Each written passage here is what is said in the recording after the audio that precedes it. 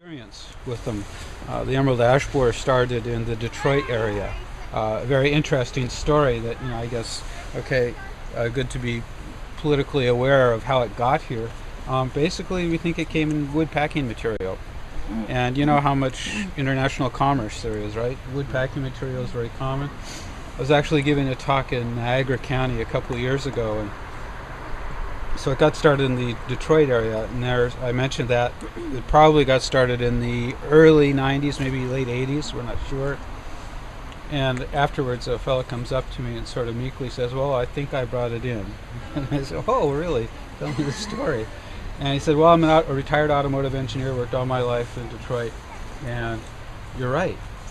The late 80s, early 90s is when we started bringing in tons of parts from China. Auto parts are heavy, and they come in wood packing crates." The story about it in China is interesting. It's like you're always thinking about, okay, native bugs are in control, right? And in China, the emerald ash borer is in control. They have resistance by the host trees, and they have natural enemies.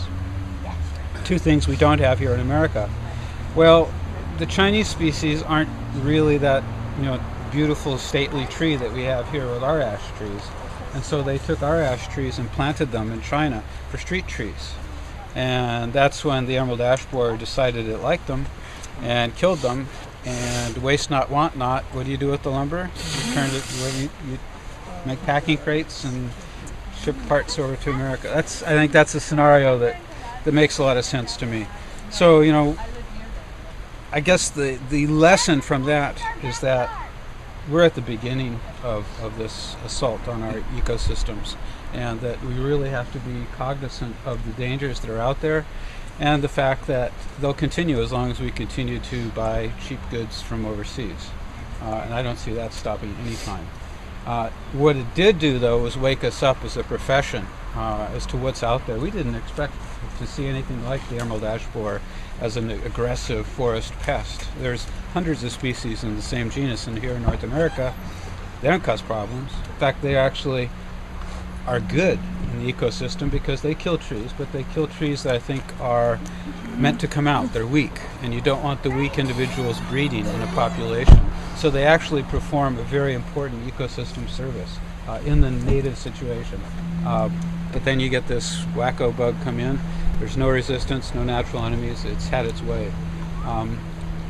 I have hope, though, and it involves a 50-year or 100-year plan. We have to be smart.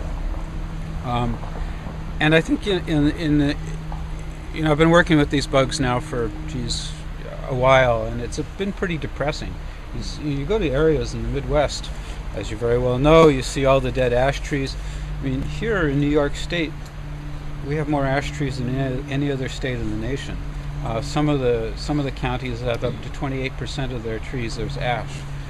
Here in the southern tier, ash are everywhere, and unfortunately, they especially like to come into areas of disturbed habitats. They seed in very readily, and those are usually in areas of human infrastructure, around houses, power lines, roads.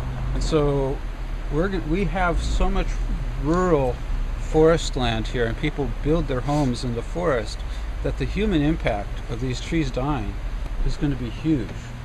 And quite frankly, I don't think there are enough arborists here in Ithaca to take care of the problem. When it hits there, it's going to hit hard and strong. We'll probably have, I'm just guessing wildly, maybe 10 years to deal with it. And then all the ash will be gone, and that's it. Unless you protect your ash with insecticides, which are very effective. I have a 3-point plan for saving ash. And that involves, number one, preserving the genome. Preserve the genome by collecting seeds and by preserving magnificent individuals across the landscape so that you have seed available once this thing moves through.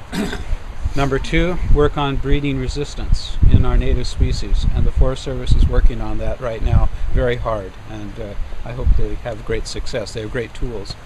And number three is to get biological controls in place.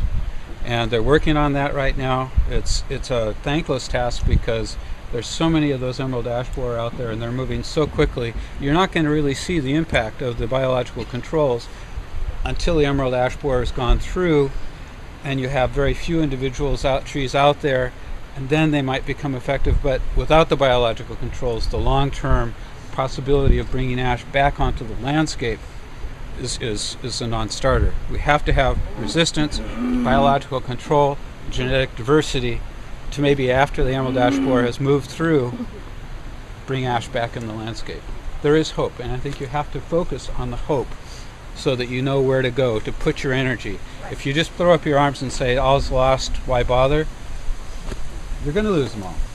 My objective is to bring ash back on the landscape in its full glory as it was in the past. I'll probably be dead by then, but who cares? Got to start somewhere.